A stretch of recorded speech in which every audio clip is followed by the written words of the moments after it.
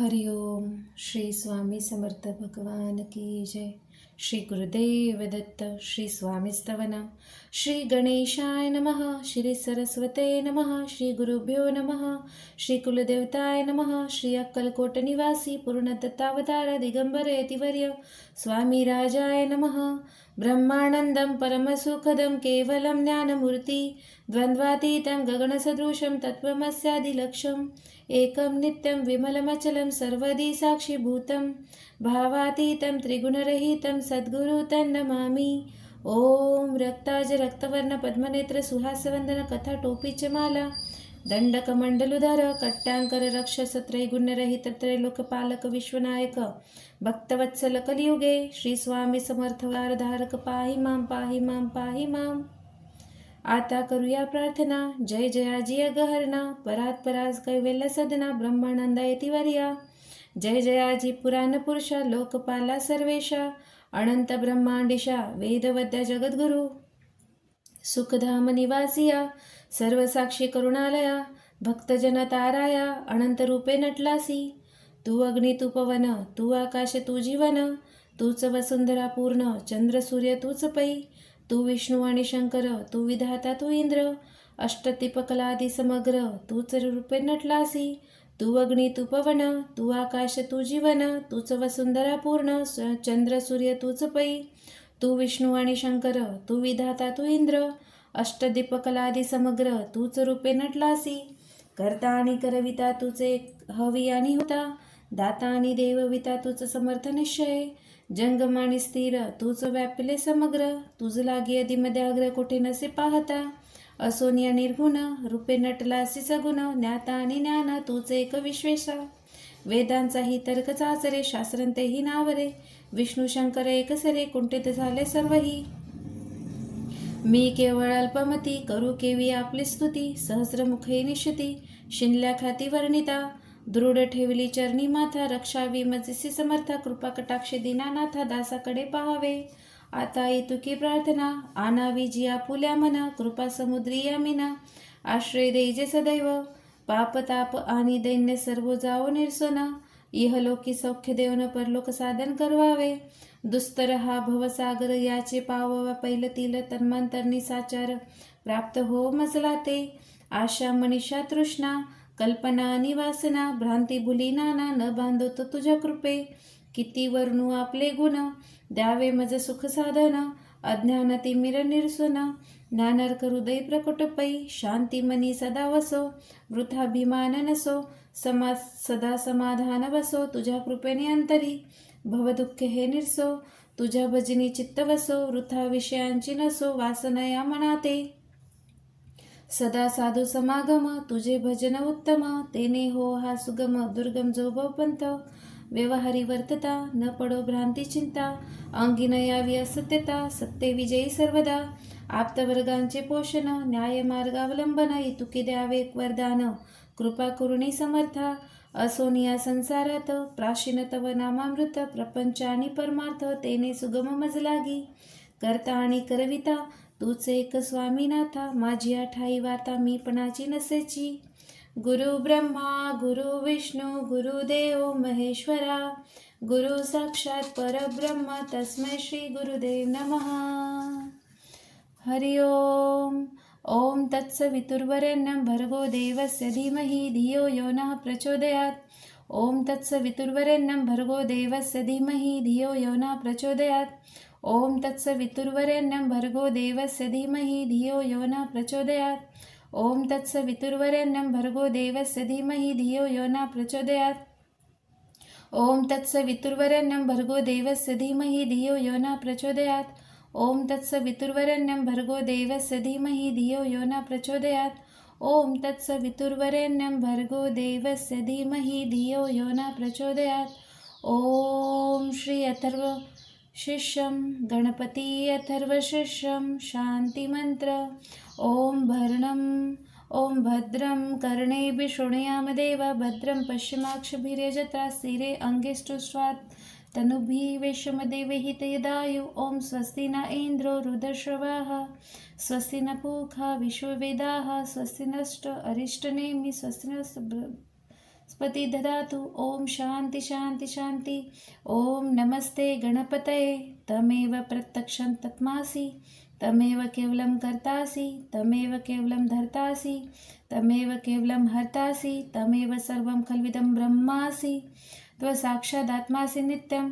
वृत्तं वच्मि सत्यं वच्मि। अत्वाम् अवक्तारम् अवश्रोतारम् अवधातारम् अवधातारम् अवानुचानमशिष्यम् अवपश्चातात् अवपुरस्तात् अवत्तरात्तात् अवदक्षिणात्तात् अवचोदरात्तात् अवधरात्तात् सर्वतो मा पाहि पाहि समन्तात्।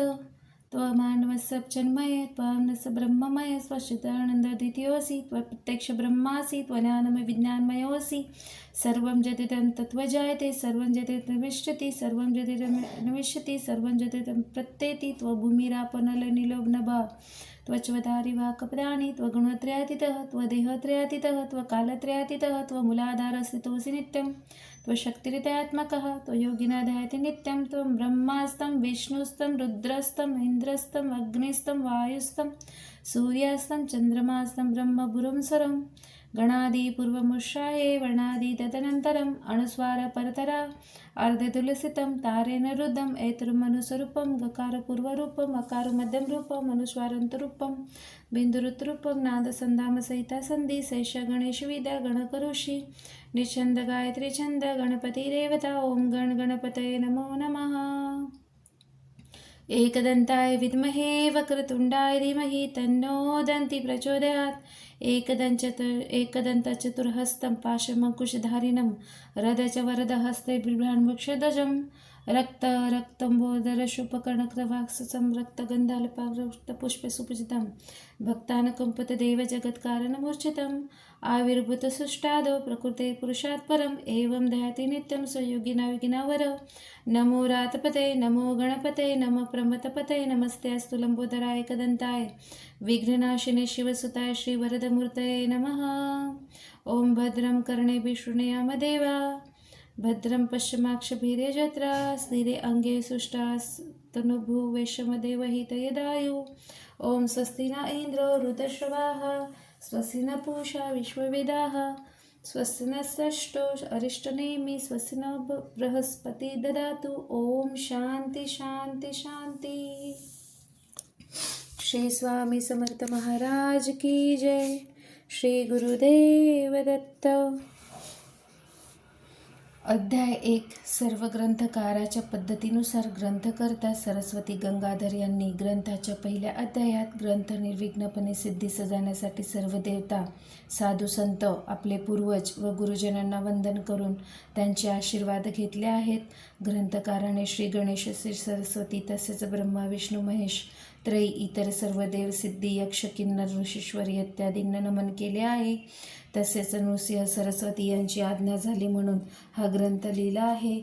गाणगापूर निवासी श्री नृसिंह सरस्वती या 10 दत्तावताराची कृपा व्हावी म्हणून त्यांचा नामधारक असा एक साधक अत्यक तळमळीने व निर्धाराने घराबाहेर पडला.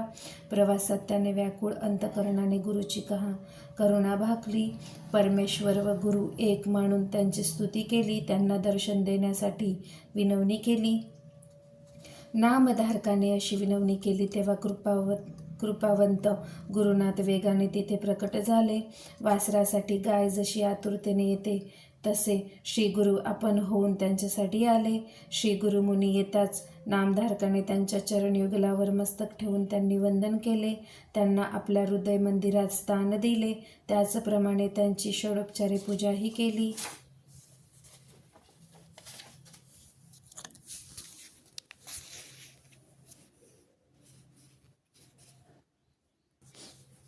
अध्याय 2. पूर्वी गोदावरीच्या तीरावर अंगिरस ऋषीचा आश्रम होता. तेथे वसिष्ठादी अनेक ऋषी तप करीत. त्यामध्ये पैलमुनींचा पुत्र वेदधर्म नावाचा एक विप्र होता. त्याला अनेक शिष्य होते. त्यापैकी दीपक नावाचा एक शिष्य होता. तो शिष्य मोठा गुरुभक्त होता. शास्त्र व पुराणे यांच्या अभ्यासात गुरुसेवा करीत असताना तो प्रवीण झाला. एके दिवशी वेदधर्माने आपल्या सर्व शिष्यांना एकत्र बोलावले आणि म्हणाला, शिष्यांनो, माझे एक पूर्वजन्मी केलेले कर्म आहे. मी सहस्रावधी जन्मात महापाप केले आहे.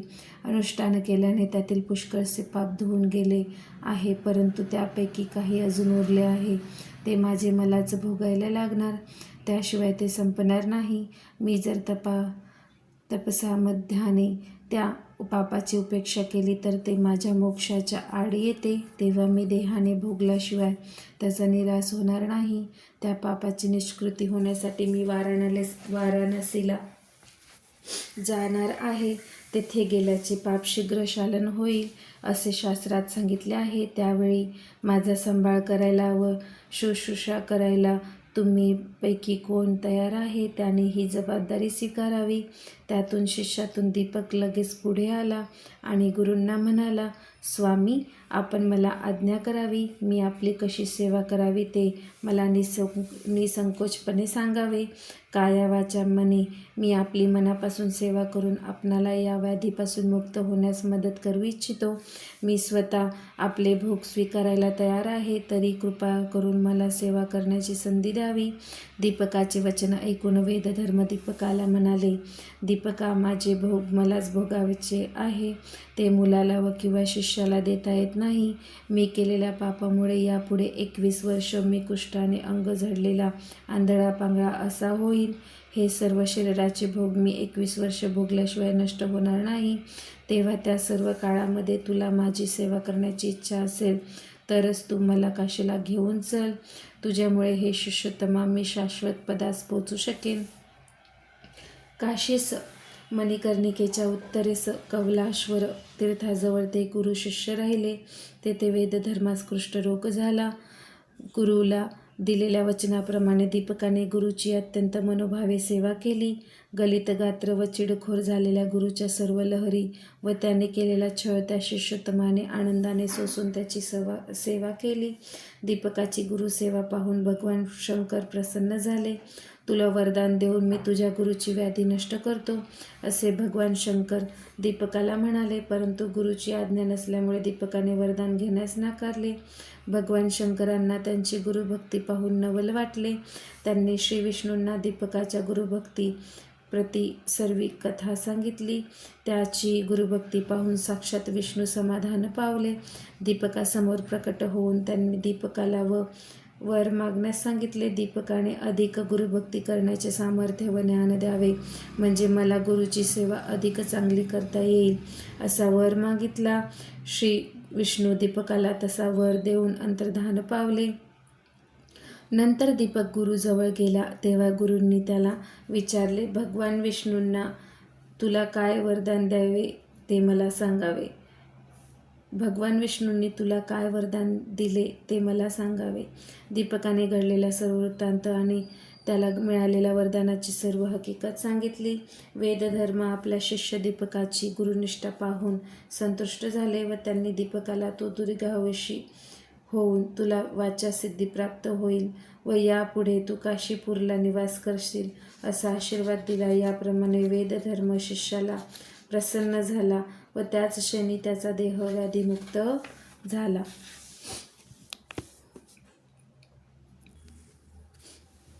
अध्याय 3. पूर्वी अंबरीश नावाचा एक राजा होता. तो निर्धारपूर्वक द्वादशी व्रत करीत असे. सर्व काळ हरिचिंतन करीत असे.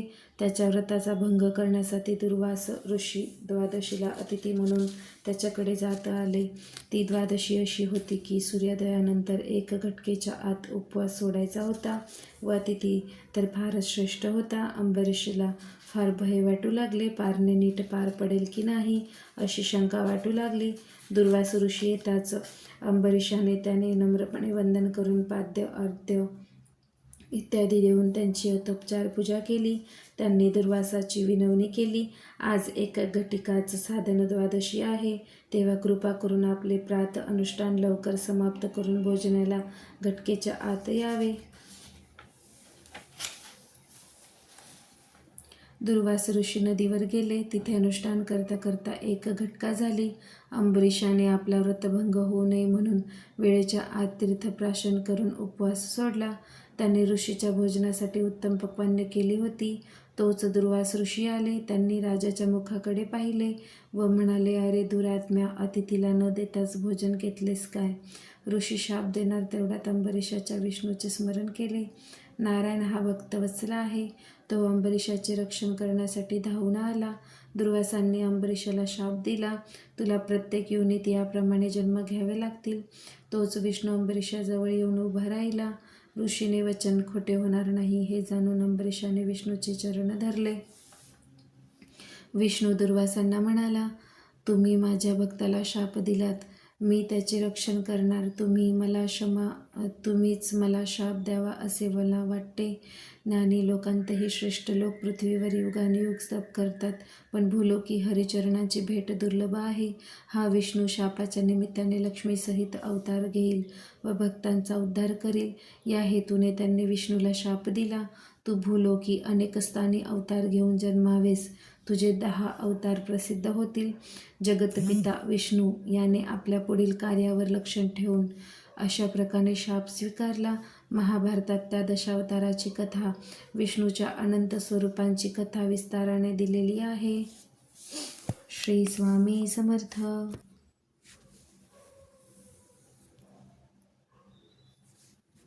अध्याय 4. ब्रह्मदेवाने आपल्या मनापासून 7 मानसपुत्र निर्माण केले.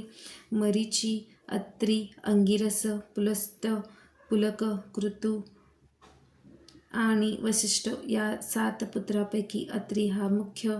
त्याच्यापासून गुरुपरंपरा चालू झाली. अत्री ऋषीची भार्या अनुसूया ही सर्व पतिव्रता श्रेष्ठ व जगदंबा होती. तिच्या सौंदर्याचे लक्षण वर्णू शकेल असा कोणी नाही. प्रत्यक्ष चंद्रजीचा पुत्र, जिचे स्वरूप काय वर्णावे. ती पतीची उत्तम सेवा करीत असे. ती स्वर्गाचे ऐश्वर लवकर येईल म्हणून सर्व देव भयभीत झाले व चिंता करू लागले.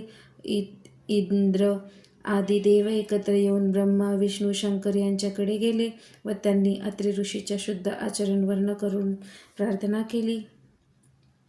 अत्री ऋषीची पत्नी अनुसूया काया वाचा मने भक्तीने पतिसेवा करते. तसेच अतिथी पूजनही मोठ्या आनंदाने करते. कोणीही अतिथी त्या आश्रमातून विमुख गेला नाही अशी तिची ख्याती होती.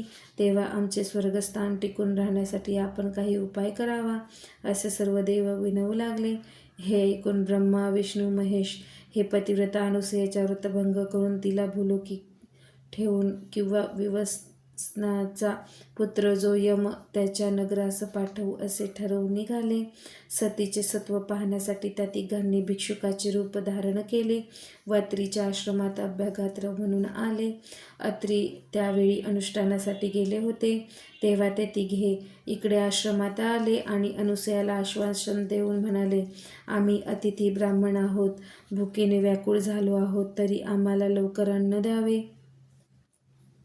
अन्यथा हे सती आम्ही दुसरीकडे जातो. तुमच्या आश्रमात अभ्यागताला नित्य अन्न संतर्पण होत असते अशी ख्याती ऐकली म्हणून आलो आहोत. हे ऐकून अनुसूयाने त्याला बसायला आसन देऊन अर्घ्यपाद्य इत्यादी देऊन व स्नान करावयास सांगून गंधाक्षता पुष्प अर्पण केली. अतिथी म्हणाले, आम्ही स्नान करून आलो आहोत. अत्री ऋषी येईपर्यंत फार उशीर होईल, तरी आम्हाला लवकर भोजन द्यावे. अतिथीची अशी इच्छा समजून त्याने भोजनास बसायस आसने मांडली. शाकभाज्या व स्वयंपाक घेऊन आली. तेव्हा ते तिला म्हणाले, अगे स्त्रिये, आम्ही अतिथी दुरून आलो आहोत. तुला पाहून मनात आणखी एक इच्छा उपजली आहे. तू आम्हाला विवस्त्र होऊन अन्न वाढावे, अन्यथा आम्ही भोजन स्वीकारणार नाही. असे अतिथीचे वचन ऐकून अनुसूयेने क्षणभर विचार केला की हे विप्र माझे मन पाहायला आले आहेत, तेव्हा हे नक्की कोणीतरी अवतारी पुरुष असावेत.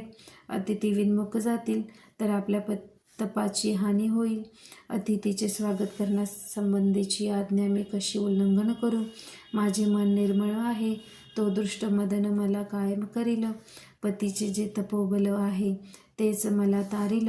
असा विचार करून ती म्हणाली, ठीक आहे, तुम्ही आपल्या इच्छेप्रमाणे भोजन करावे, मी आपणास अन्न वाढीन.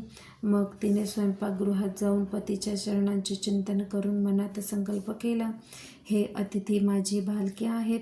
सती अनुसूया विवस्त्र होऊन अन्नोदक घेऊन बाहेर आली आणि पाहते ते तिघे अतिथी बालके होऊन भोजन पात्राजवळ घेऊन बसली होती. ती बालके पाहून अनुसया चकित झाली. भुकेने ती बालके रडू लागली. म्हणून पुन्हा वस्त्रे नेसून त्या बालकांजवळ आली. त्यांना मांडीवर घेऊन स्तनपान दिले. एकाचे झाले की दुसऱ्याला स्तनपान देऊन त्याचे श्रद्धेने निवारण केले. त्यांना पाळण्यात झोप लागली. अत्री भार्या अनुसयेसारखी श्रेष्ठ पतिव्रता पूर्वी कोणी पाहिली नव्हती. ती आता ब्रह्मा विष्णू महेश यांची माता झाली. तिची कीर्ती त्रैलोक्यात झाली. दुपारी अत्री ऋषी प्रसन्न मनाने आश्रमात आले. हीच खरी अतिथी येण्याची वेळ असते. त्याने आश्रमात येऊन पाहिले तो अनुसया गायन करीत आहे व पाळण्यात 3 बालके आहेत. अनुसयेने झालेला वृत्तांत अत्री ऋषींना सांगितला. ऋषींनी अंतर्दृष्टीने ओळखले की 3 बालके म्हणजे ब्रह्मा विष्णू महेशच आहेत आणि त्यांनी लगेच नमस्कार केला. ती बालके पाळण्यास राहिली. शिवाय तिघेही देव स्वतःच्या रूपात समक्ष उभे राहिले व अत्रींना म्हणाले, अत्री ऋषी, अनुसूये, तुमचे तप व हिचे पतिव्रत्य अद्वितीय आहे. तुमच्या भक्तीने आम्ही संतुष्ट झालो आहोत. तरी जे वर आपणास इष्ट वाटतील ते मागावे. अत्री ऋषी म्हणाले, अनुसूयाच्या इच्छेप्रमाणे ही 3 बालके आमच्या घरी पुत्र म्हणून राहावीत. या 3 बालकांची 1 रूपे असावे. त्याप्रमाणे अनुसूयाच्या घरी त्रिमूर्ती 1 बालक म्हणून राहिले. त्यांचे नाव दत्तात्रय असे. सिद्धगुरूचे मूळपीठ तसे आहे. पुढे ब्रह्मदेवाचा बालावतार हाच चंद्र आणि शंकराचा बालावतार हाच दुर्वास. या दोघांनी अनुसूयाजवळ आज्ञा मागितली. मी गगनात राहून नित्य तुझे दर्शन घेईन. असे चंद्र म्हणाला. मी तपश्चर्या करण्यासाठी व तीर्थयात्रेसाठी जातो असे दुर्वास म्हणाला. विष्णू मात्र दत्तरूपाने अत्रीजवळ राहिला. श्री गुरुदेव दत्त. श्री स्वामी समर्थ. अध्याय 5. कलियुगात पिठापूर या दक्षिण भारतातील एका नगरात आपळराज व सुमती हे ब्राह्मण दाम्पत्य राहत होते. त्यांनी पुष्कळ मुले झाली, पण त्यातील 2च जगली. त्यातला एक आंधळा व दुसरा पांगळा होता. आपल्या कुळाचा उद्धार करणारा सद्गुणी मुलगा असावा ही त्या दाम्पत्यांची फार इच्छा होती. एकदा त्या ब्राह्मणाकडे पितृश्राद्ध होते. भोजन तयार होते. ब्राह्मण असून जेवायचे होते. तेवढ्यात भिक्षुकाच्या वेशात दत्त तिथे भिक्षा मागायला आले. तेव्हा सुमतीने त्यांनी भिक्षा घातली व नमस्कार केला. दत्ताने त्यावेळी सुमतीला माते जननी असे म्हटले व इष्टकामना पूर्ण होतील तेव्हा काय पाहिजे ते माग असे सांगितले. सुमती म्हणाली, तुम्हीच पुत्ररूपाने माझ्या पोटी जन्म घ्या. आमचे दैन्य दूर करा. तथास्तु असा आशीर्वाद देऊन दत्त म्हणाले, जो पुत्र तुम्हाला होईल त्याच्या मनासारखे सर्व होऊ द्या. त्याच्यावर तुमचे सांगणे लादल्यास तो निघून जाईल. नंतर भिक्षुक तिथेच अदृश्य झाला. सुमतीने घडलेला सर्व प्रसंग आपल्या पतीला सांगितला. ब्राह्मण भोजनाआधी भिक्षुकाला अन्नदान दिले म्हणून पतीची क्षमा मागितली. तिचे बोलणे ऐकून ब्राह्मणाच्या मनाला संतोष झाला. तो म्हणाला, पतिव्रते, हे तू चांगले केलेस. त्यामुळे माझे पितर तृप्त झाले. पितरांसाठी म्हणून काही मी कर्म करावे व ते विष्णूला अर्पण करावे. तो त्याने साक्षात आमच्या घरी येऊन भिक्षा स्वीकारावी याचे नवल वाटले. पुढे कालांतराने सुमतीला पुत्र झाला. त्याचे नाव श्रीपाद ठेवले. कारण तो त्रैमूर्ती दत्ताने भक्तजनांचा उद्धार करण्यासाठी स्वतःच घेतलेला अवतार होता. पुढे त्या ब्राह्मणाने 7व्या वर्षी त्या मुलांची मुंज केली. श्रीपाद पुढे वेदपठण शिकला. मीमांसा, तर्क इत्यादी शास्त्राचे तो सविस्तर विवरण करू लागला. आचार धर्म, व्यावहारिक धर्म, प्रायश्चित्त आणि प्रकार हे तो सर्वांना सांगू लागला. ते ऐकून नगरातील सर्व लोक नवल करतील असत. हा पुढे मोठा कर्तृत्ववान अवतार होईल असे म्हणत वेदांतातील भाष्याचा अर्थ तो ब्राह्मणांना सांगत असे. श्रीपाद 16 वर्षाचा झाला तेव्हा त्याचे आई वडील त्याचा विवाह करण्यास विचार करू लागले. तेव्हा श्रीपाद म्हणाला, तुम्ही माझा विवाह करण्याचा बेत करता, पण मी माझा विचार करून ठेवला आहे. वैराग्य हीच माझी पत्नी, तिच्याशीही विवाह करण्याची माझी इच्छा आहे. ती वैराग्य स्त्री आणली तर मी विवाह करीन. मी तापसी आहे, ब्रह्मचारी आहे, योगश्री वाचून अन्य स्त्रिया मला नकोत. हे माझे बोलणे निर्धाराचे आहे असे समजा. माझे नावच श्रीवल्लभ आहे. तेव्हा त्रैमूर्ती दत्ताचा या अवतारात त्याचे नाव श्रीपाद श्रीवल्लभ असे झाले. त्याने बोलणे ऐकून सुमती अत्यंत दुःखी अंतकरणाने श्रीपादाला म्हणाली, तुमच्यामुळे आम्हाला आमच्या दुःखाचा विसर पडला. तू आम्हाला म्हातारपणी सांभाळशील, आम्हाला दैन्यापासून दूर ठेवशील असे वाटत होते. तुझे वडील बंधू एक पांगळा व दुसरा आंधळा आहे. त्यांचे पोषण आता कोण करील? आमचे रक्षण कोण करील? आईचे बोलणे ऐकून श्रीपादाने त्या दोन्ही भावंडांना अमृतमय दृष्टीने पाहिले. तो काय, त्यांचे वैगुण्य नाहीसे झाले. पांगळाला पाय व आंधळाला दृष्टीप्राप्ती झाली. महात्म्याच्या दृष्टीपाताने त्या मुलाला योग्यता प्राप्त झाली. तत्क्षणी त्यांना वेदशास्त्रे, व्याकरण वगैरे सर्व अवगत झाले. दोघेजण आम्ही कृतार्थ झालो असे म्हणत त्यांच्या पाया पडले. वंशात अखंड संपत्ती, सुख व विद्या नांदेल असा आशीर्वाद देऊन तो साधू लोकाला दीक्षा देऊन त्याची उद्धार करण्यासाठी उत्तरेस वदरिकाश्रमात गेला व नारायणाची भेट घेऊन त्याने आपले अवतार कार्य निश्चित केले. श्री गुरुदेव दत्त. श्री स्वामी समर्थ महाराज की. अध्याय 6. पुलस्त्य या ब्राह्मणाची पत्नी कैकेयी ही मोठी ईश्वरभक्त होती. ती नित्यनेमाने शिवलिंगाचे पूजन करीत असे. त्याशिवाय ती अन्नग्रहणही करीत नसे. एके दिवशी पूजेच्या वेळी शिवलिंग काही केल्यास सापडेना. शेवटी आपला व्रतभंग होऊ नये म्हणून तिने मातीचे शिवलिंग तयार केले व ती त्याची पूजा करू लागली. त्यामुळे तिचा पुत्र रावण मातेच्या दर्शनासाठी तिथे आला. आईला नमस्कार करून त्याने मातेला विचारले, तू कोणाची पूजा करतेस व कशासाठी करतेस? तेव्हा कैकेयी म्हणाली, शिवलिंगाची पूजा केल्याने कैलासपद प्राप्त होते. तेव्हा रावण म्हणाला, मी तुझा पराक्रमी पुत्र असताना मृत्तिकेच्या लिंगाची कशाला पूजा करतेस? मी तुला कैलास पर्वतच आणून देतो. रावणाने आईजवळ प्रतिज्ञा केली, मी कैलासासह शंकर पार्वती यांना लवकरच लंकेत घेऊन येतो. असे म्हणून तो तऱ्हेने शुभ्र सुंदर कैलास पर्वताजवळ आला आणि आपला 20 हातांचा जोर लावून कैलास पर्वत उपटू लागला. शेवटी आपल्या 10 शिरांचा जोर लावून कैलास पर्वत उचलण्याचा प्रयत्न करू लागला. कैलासावरील देवगण भयभीत झाले.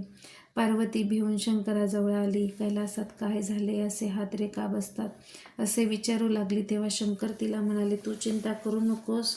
रावण हा माझा भक्तीचे खेळ करीत आहे. हे ऐकून आपले सर्व देवगणांचे रक्षण करावे असे तिने शंकराला विनविले. उमेची विनंती ऐकून शंकराने डाव्या हाताने कैलासाला दाब दिला. त्यामुळे रावणाची 10 मस्तके व 20 हात पर्वत आणि जमिनीची सांध्यात अडकले. त्यामुळे रावण भक्तीने विनवू लागला व आपल्याला ह्या संकटातून सोडवावे असे प्रार्थना करू लागला. रावणाची विनवणी ऐकून शंकराने त्याची सुटका केली. तेव्हा रावण शंकराला म्हणाला, कैलास पर्वत लंकेला न्यावा या कारणाने मी आलो आहे, कारण शंकराची नित्यपूजा करावी असे माझ्या मातेचे व्रत आहे. तेव्हा शंकर म्हणाला, जर पूजेचे एवढे अगत्य असेल तर कैलासच काय घेऊन बसलास? मी तुला माझे आत्मलिंग देतो.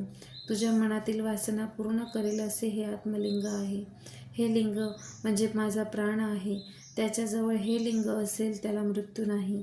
त्याचे दर्शन घेतल्याने सर्व दोष नष्ट होतील. परंतु हे तुझ्या नगरात घेऊन जाताना वाटेत कुठे ठेवू नकोस. तुझ्या नगरी गेल्यानंतर 3 वर्ष तू याची पूजा कर, म्हणजे तुला ईश्वरपद प्राप्त होईल. हा सारा प्रकार देवऋषी नारदांना कळला. तो अत्यंत त्वरेने इंद्रलोकास गेला. नारद इंद्राला म्हणाला, शंकराने रावणाला अमरत्व दिले आहे. लंकेश्वर रावणाला शंकराचे आत्मलिंग दिले आहे, त्यामुळे तो आता अमर होणार. हे ऐकून इंद्र नारदांना म्हणाला, नारदा, आता यावर काय उपाय करायचा तू लवकर सुचव.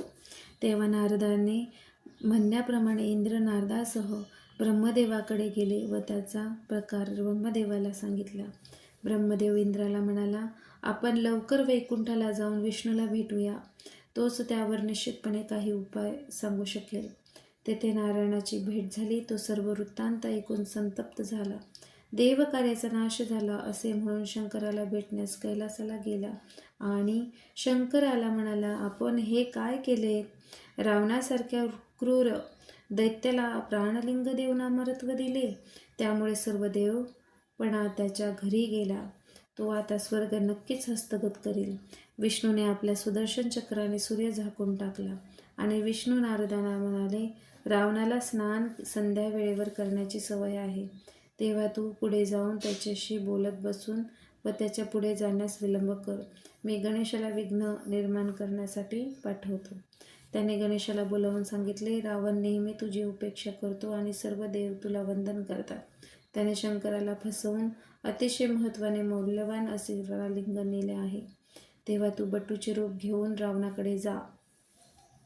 शंकरांना त्यांचे प्राणलिंग जमिनीवर ठेवू नको असे बजावले आहे. वाटेत सूर्यास्त होईल तेव्हा रावणाला सायं संध्याकाळी करण्यासाठी ते प्राणलिंग कोणाकडे तरी द्यावेच लागेल. तेव्हा तू बालकाच्या रूपाने त्याच्याजवळ जाऊन ते आत्मलिंग सांभाळण्यासाठी घे. रावण विश्वासाने ते तुझ्याकडे देईल. ते तू भूमीवर ठेव. गणेश ब्रह्मचार्याने विषात तिथे आला. एका बाजूस समिधा तोडीत असल्याचे भासवून त्याने रावणाचे लक्ष आपल्याकडे वेधून घेतले. रावणाला पाहून गणेश घाबरला व तिथून पळून जाऊ लागला. तेव्हा रावणाने त्याला अभय दिले. रावण त्याच्याजवळ गेला. त्याच्या विश्वासात घेऊन आपली संध्या होईपर्यंत लिंग हातात धरून ठेवण्यास सांगितले. गणेशाने त्याची विनंती मान्य केली. परंतु मी लहान आहे तेव्हा मला हे लिंग हातात घेऊन जास्त वेळ उभे राहता येणार नाही. माझे हात दुखायला लागतील. तेव्हा मी तुला 3 वेळा हाक मारीन, तरी तू आला नाहीस तर आत्मलिंग हातातून खाली ठेवीन असे म्हणाला. रावण अर्ध्यादेत असताना गणेशाने रावणास हाका मारण्यास सुरुवात केली. परंतु रावण ध्यान करीत होता त्यामुळे तो 3 हाका झाल्या तरी आला नाही. शेवटी गणेशाने सर्व देवांना साक्षी ठेवून हातातील लिंग जमिनीवर ठेवले. हे समजताच रावणाने गणेशास मारायस सुरुवात केली. मी माझ्या वडिलांना सांगतो असे म्हणून गणेश तिथून निघून गेला. रावणाने अतिशय बळाने लिंग उचलण्याचा प्रयत्न केला. ते उचलले गेले नाही, परंतु गोकर्णासारखे लांब झाले.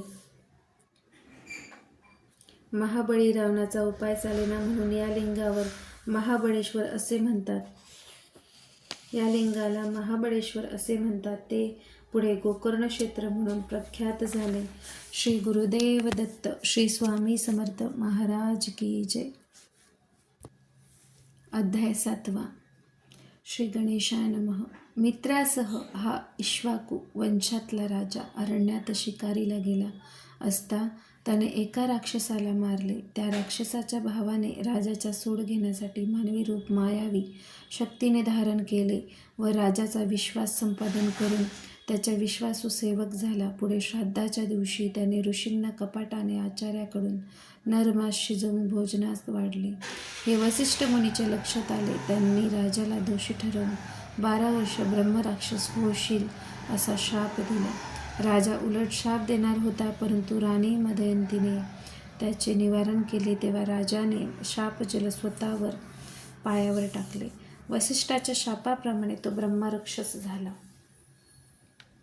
पायावर पडलेल्या शापजलाने त्याचे पाय काळे झाले म्हणून त्याला कल्पाशपद असे नाव पडले. राजा अरण्यात नर मांस व इतर प्राण्याचे मांस खाऊन राहत होता. एकदा एक ब्राह्मण जोडपे त्या अरण्यातून जात असता तो ब्राह्मणाला मारू लागला. तेव्हा त्याच्या पत्नीने कळकळीने आपल्या पतीला न मारण्याची राजाला ब्रह्मराक्षसाला विनंती केली, परंतु त्याने ऐकले नाही व ब्राह्मणाला मारून खाल्ले. म्हणून त्या पतिव्रतेने राजाला शाप दिला, तू जेव्हा 12 वर्षाने शापमुक्त होशील तेव्हा तुला मदयंतीजवळ भोग भोगता येणार नाही. तसे करशील तर तू मरण पावशील. असे म्हणून तिने पतीच्या अस्थिसह स्वतःला जाळून घेतले. कालांतराने राजा शापमुक्त झाल्यानंतर त्याचे झालेला सर्व प्रकार मदयंतीला सांगितला. आपल्या ब्रह्महत्येचे पातक धुवून काढण्यासाठी त्याने मंत्राच्या व पुरोहितांच्या सांगण्याप्रमाणे अनेक तीर्थयात्रा व्रतवैकल्ये केली, दाने दिली, पण त्याचा काही उपाय झाला नाही. तो एकदा मिथिला नगराबाहेर एका वृक्षाखाली खिन्न मनाने विचार करीत बसला असता गौतम ऋषीची भेट झाली. त्याने राजाची विचारपूस केली. तेव्हा त्यांनी ब्रह्महत्येचे पातक जाण्यासाठी गोकर्ण महाबळेश्वराची महती सांगितली व तिथे दर्शनास जाण्यास सांगितले. राजाने याची कोणास प्रचिती आली आहे का असे ऋषींना विचारले. तेव्हा गौतम ऋषींनी पुढील कथा सांगितली. ती कथा: एकदा गौतम ऋषी गोकर्ण क्षेत्री असता तिथे त्यांना एक चांडाळ स्त्री खुरडत खुरडत जाताना दिसली. ती वृद्धा, आंधळी व कुष्ठरोगी होती. ती आता थोड्याच वेळात मरणार असे दिसत होते. तेवढ्यात तिथे 4 शिवदूत दिव्य विमानातून तिला घेऊन जाण्यासाठी आलेले दिसले. तेव्हा गौतमांनी अशा पापिनी स्त्रीला तुम्ही शिवलोकी कसे काय नेता असे विचारले. त्यावेळी शिवदूतांनी तिची पूर्वजन्माची कथा सांगितली. ही स्त्री पूर्वजन्मी ब्राह्मण मुलगी होती. तिचे नाव सौदामिनी होते. ती फार सौंदर्यवान होती. ती उपवर झाल्यावर तिच्या वडिलांनी तिला एका ब्राह्मणाशी विवाह लावून दिला. दुर्दैवाने तिचा पती अल्पायुषी ठरला व कलवश झाला. पुढे त्या तरुण विधवेने व्यभिचार केला. तो उघडकीस आल्यावर तिच्या नातेवाईकांनी तिच्यावर बहिष्कार टाकला. मग ती उघडपणे दुराचार करू लागली. पुढे तिने एका वाण्याशी विवाह केला. ती नेहमी मद्यमास सेवन करीत असे. एकदा तिने दारूच्या नशेत बकरा समजून वासरू मारले. वासराचे मुंडके शिंकाळ्यात ठेवून मांस शिजवले व आपल्याबरोबर नवऱ्यास खाऊ घातले. संध्याकाळी नशा उतरल्यावर तिने आपणच केलेली चूक लक्षात आली. तिला खूप पश्चाताप झाला व तिने शंकराची प्रार्थना करून माफी मागितली. त्याला सर्व प्रकार नवऱ्याला कळू नये म्हणून तिने वासराचे शिर, हाडे व कातडी जमिनीत पुरून टाकली व वाघाने वासरू नेले म्हणून मोठ्याने शोक करू लागली. पुढे कालांतराने तिला मरण आले व ती नरकात गेली. नंतर तिला चंडाळ योनीमध्ये जन्म मिळाला. पूर्वजन्मीच्या पापामुळे ती जन्मांध झाली. पुढे तिचे आईवडील मरण पावले. त्यातच तिला कुष्ठरोग झाला. इतर भिकाऱ्याबरोबर ती भीक मागत मागत असताना ती शिवरात्रीला गोकर्ण महाबळेश्वराला आली. एका यात्रेकरूने तिच्या हातावर काही बिल्वपत्र ठेवली. त्याचा वास घेतल्यावर तिला समजले ही खाण्याची वस्तू नाही, म्हणून तिने ती बिल्वपत्रे फेकून दिली. ती नेमकी शिवलिंगावर पडली. रात्रभर जागरण झाले व भिक्षाही मिळाली नाही, म्हणून तिचा उपासही घडला. अजाणतेपणे तिच्याकडून हे पुण्यकर्म घडले म्हणून शिवशंकर तिच्यावर प्रसन्न झाले व त्यांनी शिवदूतांनी तिला शिवलोकी नेण्याची आज्ञा केली. तिचा देह विमानाने शिवलोकात घेऊन गेले. गौतम ऋषींनी सांगितलेली कथा ऐकून राजाने गोकर्णास जाण्यास ठरविले. गोकर्णास गेल्यामुळे राजा पापमुक्त झाला. श्री गुरुदेव दत्त. श्री स्वामी समर्थ महाराज की जय. श्री गुरुदेव दत्त. अध्याय 8. कुरवरपुरात एक वेदशास्त्र संपन्न ब्राह्मण राहत होता. त्याची पत्नी अंबिका ही अत्यंत सुशील व पतिसेवेत तत्पर होती. परंतु तिचे पूर्वकर्म असे होते की तिचे पुत्र जन्मताच मरण पावत असत. तिने अनेक व्रतवैकल्ये केली. त्यामुळे पुढे दैवयोगाने एक पुत्र झाला, परंतु मंदबुद्धीचा होता. सर्व उपाय करून झाले पण काही सुधारणा झाली नाही. पुढे पित्याने त्याची मुंज केली व त्याला विद्याभ्यास शिकविण्याचा प्रयत्न केला, परंतु त्याला काहीच आकलन होत नव्हते. ब्राह्मणाला त्याची खूप चिंता वाटू लागली आणि हळूहळू त्याच्या मनामध्ये मुलाबद्दल द्वेष निर्माण होऊ लागला. त्यामुळे अंबिकेला खूप वाईट वाटे. तिने आपल्या पतीला समजावले व मनाला आवर घालण्यास सांगितले. परमेश्वरी इच्छेपुढे कुणाचे काही चालत नाही, पण आपण आपल्या परीने प्रयत्न करायचा. पुढे त्या ब्राह्मणाचे देवावसान झाले. त्यामुळे अंबिका आणखीनच दुःखी झाली. दारिद्र्य दुःखापोटी भीक मागून पोट भरण्याची वेळ आली. आजूबाजूचे लोक उघडपणे मुलाची निंदा करू लागले. पुढे त्या मुलाला जननिंदा असह्य होऊन तो आपल्या आईला म्हणाला, मी तुझा मुलगा असून तुला पोसू शकत नाही. लोक माझी निंदा करतात तेव्हा मी अरण्यात निघून जातो. मुलाचे बोलणे ऐकून अंबिकेला खूप वाईट वाटले. ती आपल्या मुलासह आपला देह गंगा अर्पण करण्यासाठी निघाली. गंगा तीरी गेली असता तिला श्रीपाद यती गंगेत स्नान करताना दिसले. तिकडे मुलासह जाऊन त्याच्या पायी नतमस्तक होऊन त्यांनी आपली सर्व परिस्थिती सांगितली. आणि आपण गंगेत प्राणार्पण करीत आहोत असे सांगितले. तसेच आत्महत्या हे पाप आहे, परंतु मला आता सर्व असह्य होत आहे, तरी आपण आम्हाला तारावे अशी तिने श्रीपादयतींना विनंती केली. तेव्हा श्रीपादयतींनी तिचे सांत्वन केले. त्यांनी तिला शनिवारी प्रदोष असता शिवपूजा करण्यास सांगितले. या पूजेचे महात्म्य तिला पटावे म्हणून पुढील कथा सांगितली. राजा चंद्रसेन आणि त्याचा मित्र मणिभद्र आणि त्याच्या जवळ शंकराने दिलेला परिसानाचा गुण असलेली चिंतामणी होता. राजा महाकालेश्वर मंदिरात शिरवार्चन करीत होता. तेथील पूजा पाहून काही गवळ्यांना मुलांनी दगड मांडून भक्तिभावाने शिवपूजा आरंभिली. सायंकाळ झाली तशी ती सर्व मुले घरी निघून गेली, परंतु एक मुलगा तसाच डोळे मिटवून शिव आराधना करीत बसला. रात्र होताच त्या मुलाची माता तिथे आली व सर्व पूजा उधळून देऊन मुलाला मारत मारत घरी घेऊन गेली. मुलगा रडू लागला व त्यातच दुःख वेगाने बेशुद्ध पडला. त्याच्या भक्तीने शिवशंकर प्रसन्न झाले. त्यांनी मुलाला दर्शन दिले व एक रत्नजडित देवालय तिथे निर्माण केले. त्याला वरदान दिले व त्याच्या सांगण्यावरून त्याच्या आईला क्षमा केली आणि तिच्या वंशात नारायणाचा अवतार होईल असा वर दिला, कारण तिला प्रदोष समयीची पूजा दृष्टीस पडली होती. श्रीपादयतींनी ब्राह्मण स्त्रीला शनी प्रदोष समयी शंकराची पूजा केल्यास तुझ्या कुळात माझ्यासारखा पुत्र होईल असा आशीर्वाद दिला. त्यांनी तिच्या मुलाच्या मस्तकावर हात ठेवून त्याला महाज्ञानी केले. अंबिका श्रीपादयतींनी म्हणाली, माझ्या पूर्वजन्मीच्या पुण्याईने मला आपले दर्शन झाले. आपण सांगितल्याप्रमाणे मी आपलीच प्रदोष समयी पूजा करीन असा निश्चय केला आहे.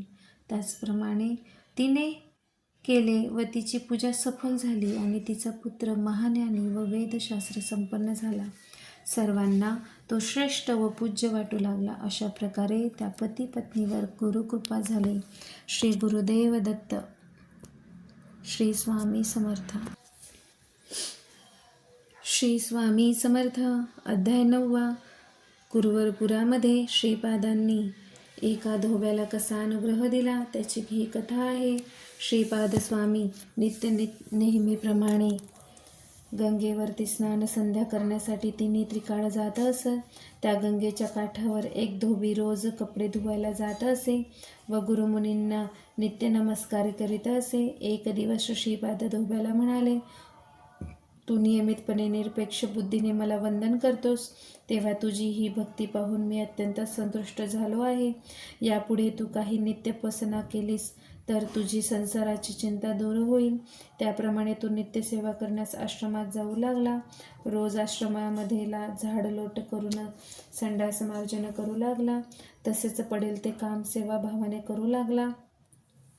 एकदा वसंत ऋतूतील वैशाख महिन्यात त्या नदीतून एका नावेमध्ये बसून म्लेच्छ राजा आपल्या स्त्रियांसह नौकाविहार करताना त्याला दिसला.